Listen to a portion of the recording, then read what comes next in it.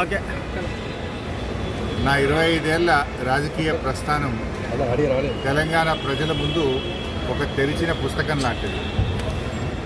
సరే, గత కొంతకాలంగా మా పార్టీ పైన అదేవిధంగా నా పైన కొన్ని రాజకీయ పార్టీలు చేస్తున్నటువంటి వ్యాఖ్యలనే వారు కూడా చేయడం జరిగింది.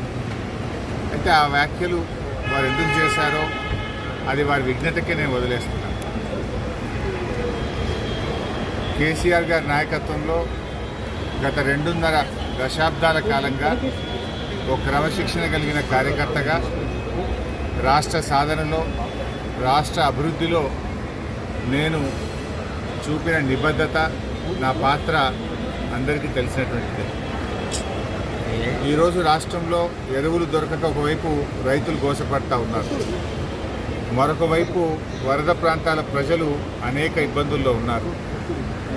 కేసీఆర్ గారు దశాబ్ద కాలం ఎంతో కష్టపడి నిర్మించిన వ్యవస్థలను, ఒక్కొక్క వ్యవస్థను ఉద్దేశపూర్వకంగా